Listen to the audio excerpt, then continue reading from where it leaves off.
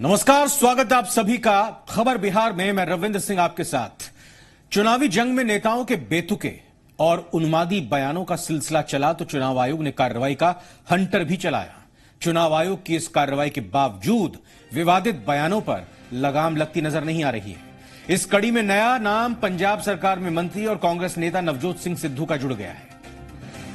कटिहार में दरअसल महागठबंधन कैंडिडेट तारिक अनवर के समर्थन में रैली करने पहुंचे सिद्धू ने मुस्लिम कार्ड खेलते हुए धर्म के आधार पर वोट की अपील कर डाली। अब चुनाव आयोग ने भी कटिहार में नवजोत सिंह सिद्धू के बयान पर संज्ञान ले लिया है। चुनाव आयोग ने कटिहार के चुनाव अधिकारी से रिपोर्ट तलब कर ली है। चुनाव आयोग ने नवजोत सिंह सिद्धू के बयान की सीडी और बयान की ट्रांसक्रिप्ट मांगी है। मीडिया के माध्यम से यह खबर हम लोगों को प्राप्त हुई है। जिला पदाधिकारी से वीडियो की मांग की गई है और वीडियो जस्ट आने ही वाला है। उसे एग्जामिन करके हम लोग कुछ कह सकेंगे कि उस पर क्या अग्रेतर कार्रवाई होगी।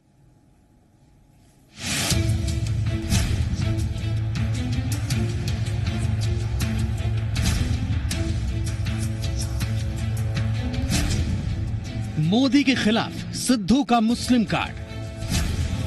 सिद्धू ने धर्म के आधार पर मांगी वोट। साजिश हो रही है आज पूर्णिया में। मैं आप सबको चेतावनी देने आया हूं मुस्लिम भाइयों। आप 64% आबादी हो यहाँ पे। मेरे मुसलमान भाई जितने भी हैं वो ये मेरी पगड़ी है।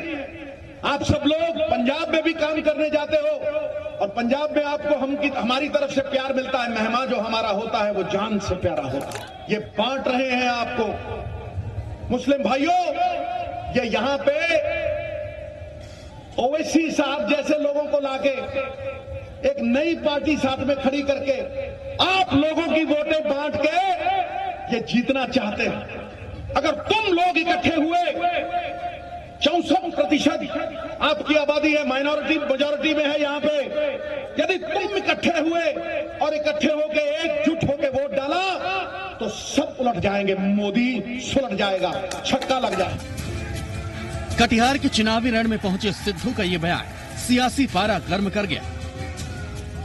कटिहार के 41% मुस्लिम मतदाताओं के समीकरण को ध्यान में रखते हुए सिद्धू ने मुस्लिमों से महागठबंधन के पक्ष में वोटिंग की अपील कर डाली। इस बात की परवाह किए बगैर कि उनका ऐसा करना आचार संहिता का खुला उल्लंघन है। सिद्धू के बयान के बाद सियासी घमासान मच गया है।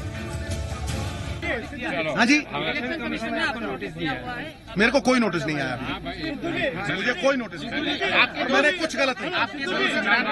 मैं चुनाव आयोग से अपील करूंगा कि सिद्धू ने एक धर्म विशेष का नाम लेकर और जिस तरह की अपील की है, ऐसे लोगों पर तत्काल चुनाव आयोग को रोक लगानी चाहिए।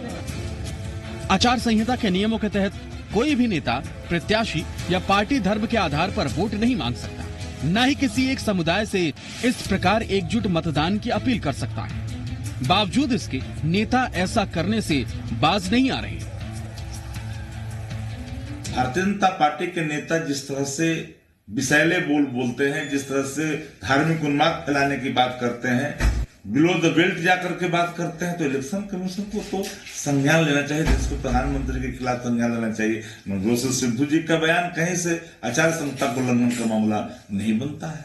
नवजोत सिद्धू जी जो राजनीतिक रूप से दिवालिया हो चुके हैं, ऐसे व्यक्ति पर कार्रवाई होनी चाहिए, क्योंकि निरंतर देश में हो विदेश में हो वो ऐसे आपत्तिजनक बयान दे रहे हैं जिस पर भारतीय जनता पार्टी का मानना है कि अविलंब कार्रवाई होनी चाहिए। नेताओं के लिए नफरती भाषण देने के बाद बयान को गलत ढंग से पेश किया गया और उद्देश्य किसी को आहत करना नहीं था, जैसे काम चलाऊ तर्क देकर बच निकलते हैं। ऐसे में जब तक ऐसे बयान बहादुरों के खिलाफ सख्त कार्रवाई नहीं होगी तो ये सिलसिला रुकेगा नहीं। कटिहार से राजीव रंजन, दिल्ली से आसिफ, पटना से रजनीश के साथ ब्यूरो रिपोर्ट, जी मीडिया।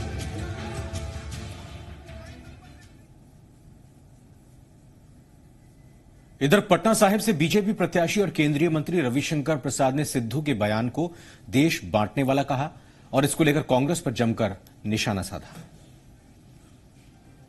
कि जो 64% माइनॉरिटी का आह्वान सुना गया है बिहार के कटिहार में, ये क्या है? ये कौन सी नसीहत दी जा रही है और ये राष्ट्र को कैसे मजबूत करने की बात की जा रही है? ये कांग्रेस पार्टी वही है जिसने सच्चर कमीशन के द्वारा अपनी सरकार में यह कहा था कि सेना के अंदर भी हेड काउंट होना चाहिए कम्युनिटी के अनुसार, याद है ना? बांटने की राजनीति कांग्रेस के डीएनए में है। It is a part of Congress DNA to divide.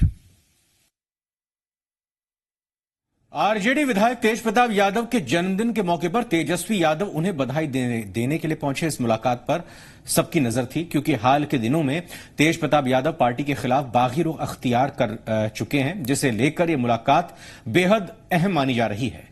इस मुलाकात के बाद तेजस्वी यादव ने साफ कर दिया है कि तेज प्रताप और तेजस्वी के मतभेद की बात गलत है। तेजस्वी ने कहा कि तेज प्रताप को भरोसा दिलाया गया है कि धैर्य रखिए, आगे सब ठीक हो जाएगा, क्योंकि इस वक्त देश संकट में है और देश को संकट से बाहर निकालने की लड़ाई लड़ी जा रही है।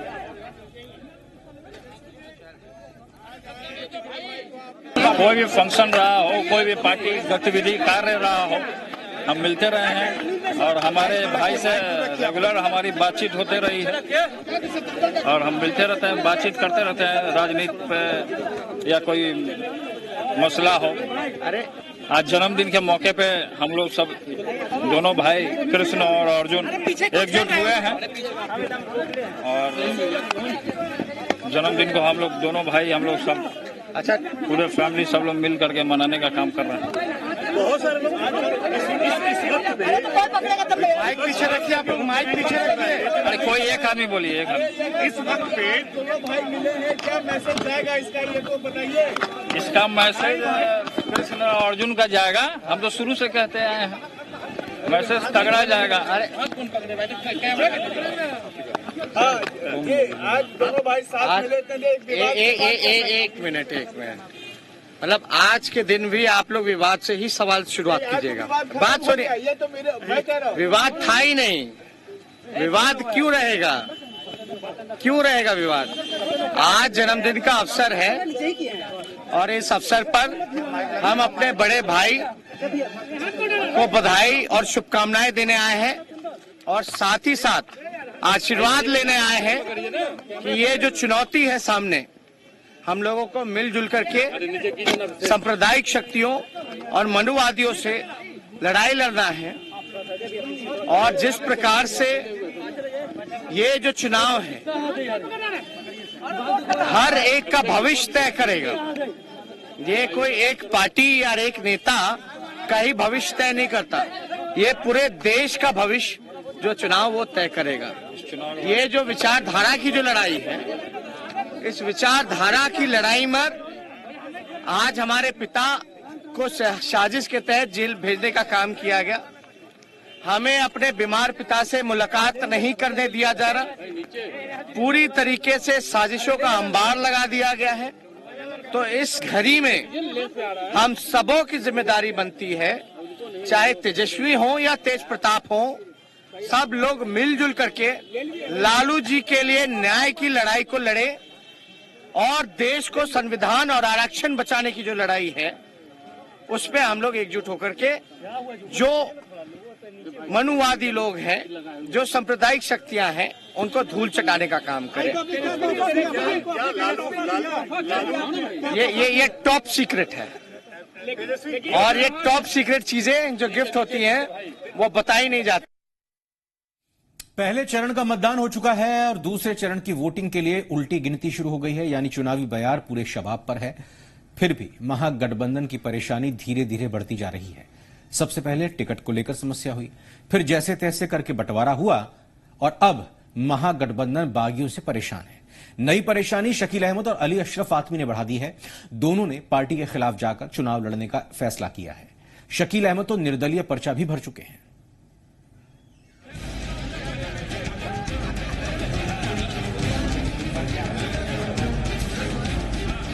18 को मधुबनी का लास्ट नॉमिनेशन है। अगर उस दिन तक पार्टी ने कुछ नहीं किया तो मेरे लिए फिर मजबूरी होगी। तो अभी भी मेरा मामला पार्टी के पास ही पेंडिंग है। महागठबंधन की मुश्किलें बढ़ी, बागी से कांग्रेस आरजेडी परेशान, मधुबनी में बागियों की चुनौती। इस बार का आम चुनाव बहुत ही दिलचस्प है और सबसे ज्यादा दिलचस्प तो महागठबंधन के अंदर जारी खींचतान है। दूसरे चरण की वोटिंग के लिए उल्टी गिनती शुरू हो गई है, लेकिन बागियों के तेवर ने महागठबंधन को परेशान कर रखा है। आरजेडी के कद्दावर नेता फातमी ने पार्टी से इस्तीफा देकर मधुबनी से निर्दलीय चुनाव लड़ने का ऐलान कर दिया है। पार्लियामेंट्री बोर्ड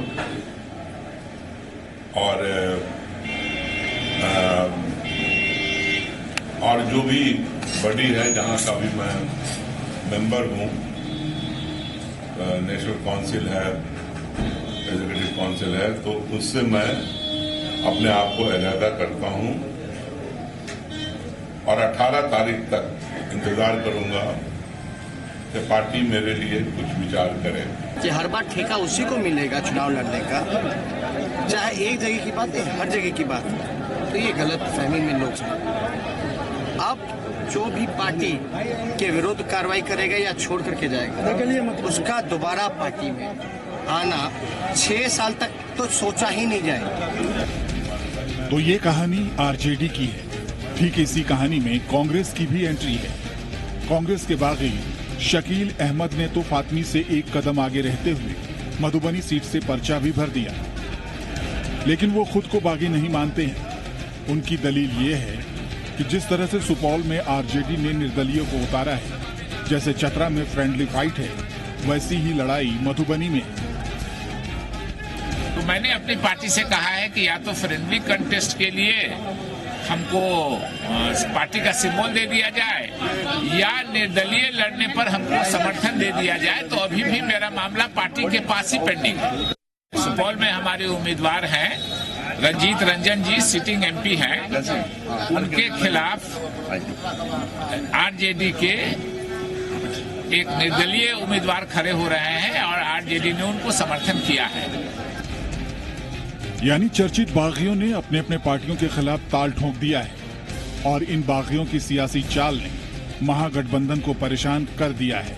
इससे मौका विरोधियों को मिल गया है। सीधा सीधा है कि कांग्रेस रालोसपा और हम पार्टी के साथ मिलकर आरजेडी को निपटाने में पूरी तरह से लग गई है। शकील अहमद कांग्रेस के अगली कतार के नेताओं में एक है और उनको ये भरोसा था कि उन्हें जरूर टिकट मिलेगा, लेकिन राष्ट्रीय जनता दल ने शकील अहमद जैसे नेताओं को जानबूझ करके अपमानित कराया। हम समझते हैं कि उन्हें नॉमिनेशन नहीं करना चाहिए, लेकिन नॉमिनेशन करने के बाद जो पार्टी आलाकमान केंद्रीय नेतृत्व के पास सब कुछ पल की जानकारी है, निश्चित तौर पे पार्टी संज्ञान में इस बात को लेगी। हम पुनः उनसे आग्रह करेंगे कि पुनर्विचार करें। कांग्रेस और आरजेडी के बागियों ने भले मौका विरोधियों को दे दिया हो, लेकिन गौर कीजिएगा, दोनों बागी एक ही सीट के लिए दावेदारी जता रहे हैं। मधुबनी, आखिर ऐसी क्या बात है कि मधुबनी के लिए दोनों पार्टी से बागी होने के लिए तैयार हो गए? बड़ा सवाल है और सवाल ये भी है कि ये कोई रणनीति का हिस्सा तो नहीं? अगर है भी तो खतरनाक है। नुकसान महागठबंधन को हो सकता है, इसकी बड़ी संभावना है। आशुतोष चंद्रा के साथ ब्यूरो रिपोर्ट, जी मीडिया।